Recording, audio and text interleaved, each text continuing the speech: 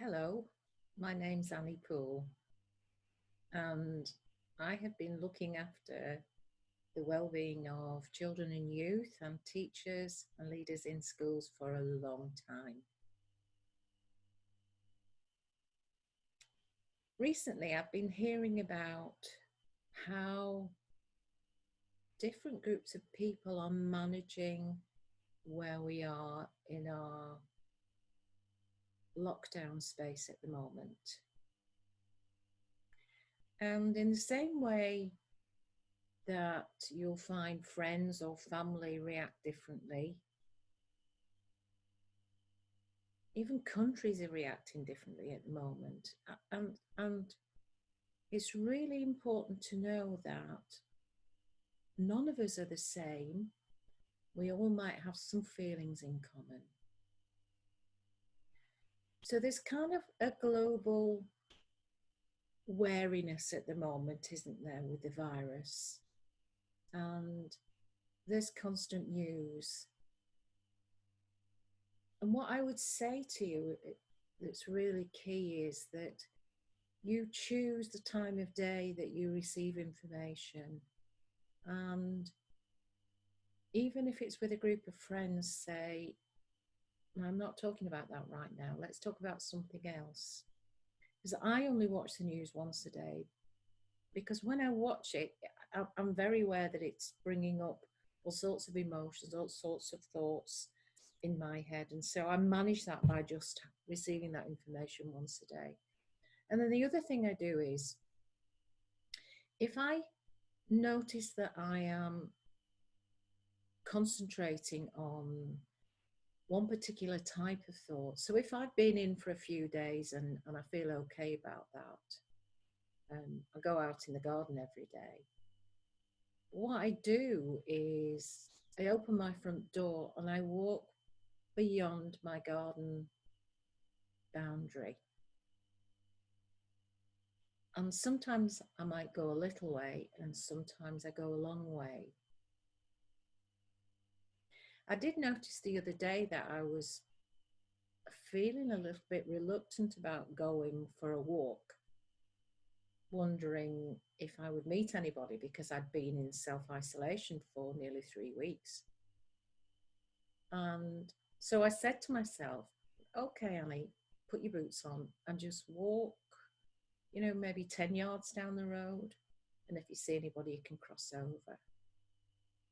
Well, I ended up going for a mile long walk and noticing that everybody, as we approached each other, moved away that distance. And I passed somebody who was doing a disco walk, so I joined in as I went past. And I noticed some fantastic things in nature. There was a tiny little coal tit plucking away a reed head about to make a nest. So those are some of the things that I did. But what exactly is happening if you feel scared on the inside? First of all, you've got a superpower. I know you're a teenager, you might not want to hear that, but you do. You have a superpower. And that's you're in charge of your thinking. You might not believe me right now, but every thought you ever have comes from you. And what I'd like you to do is to just be open minded in the next 5 minutes and really hear what I'm saying to you. So, if I have my favorite music on, I turn the volume up. And that's what happens when we think. If we notice it, like we notice things we like, we also notice things we are scared of. And we crank the volume up. We pay more attention. So if I get a little bit scared, my body is really clever. It feels it because you can't see your thinking. Your body has to sense the quality of your thinking. So I get scared and my body goes, zoop, like going over bumps in a road. It kind of says, Annie, you've got some scared thinking going on there. And I go, oh, yeah, I have.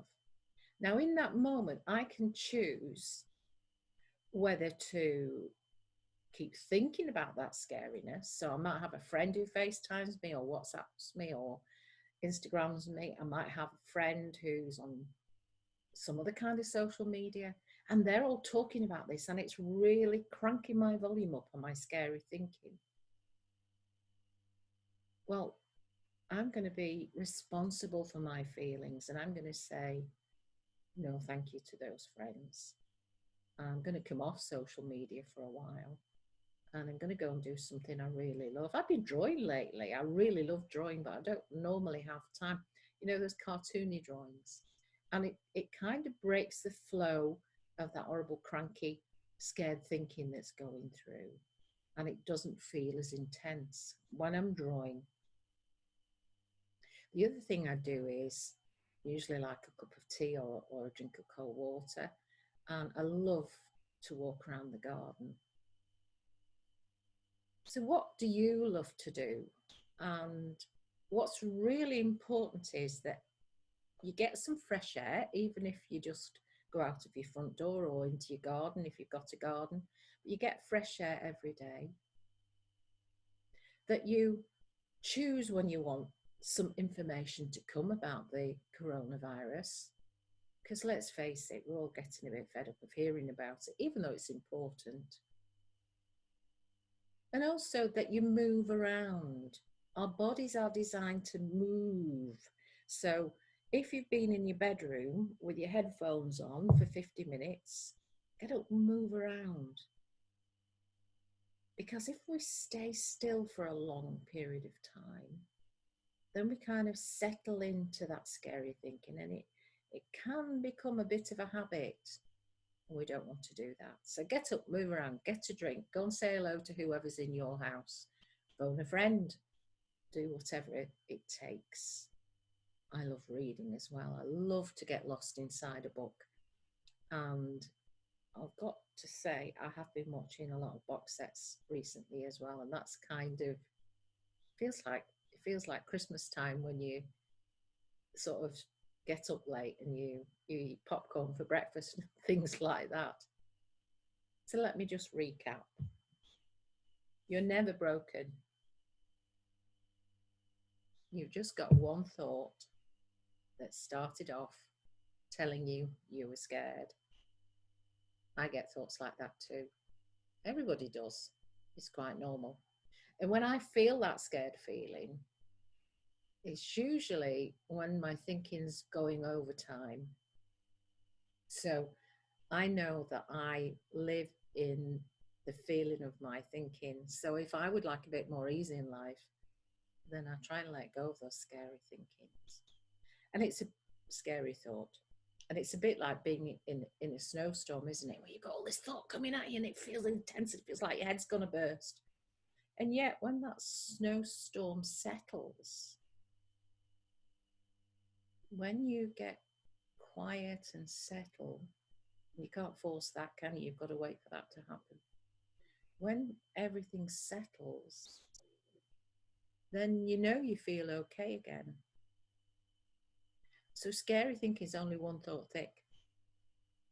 And when that new thinking comes along, maybe with a bit of wisdom or a bit of fun, we try and tell silly jokes or do silly dances on FaceTime at the moment in our family,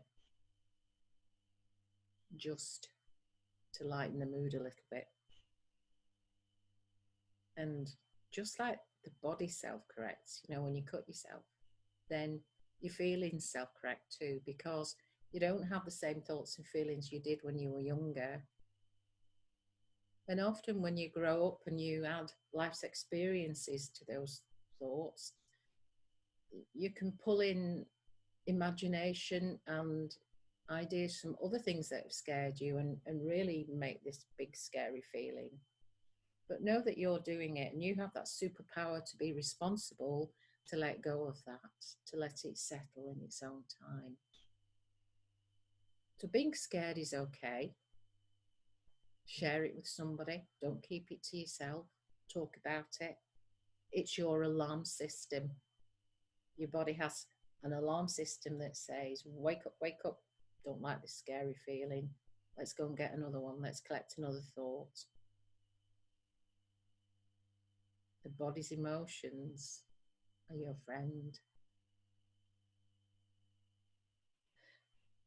I'll do more of these little snippets of information, and hopefully you'll tell your friends to tune in. Being scared is quite normal. It's only one thought thick. There are things that you can do or be to support yourself and to support each other in your family. In the meantime, exercise, lots of water, move around. Thanks for listening.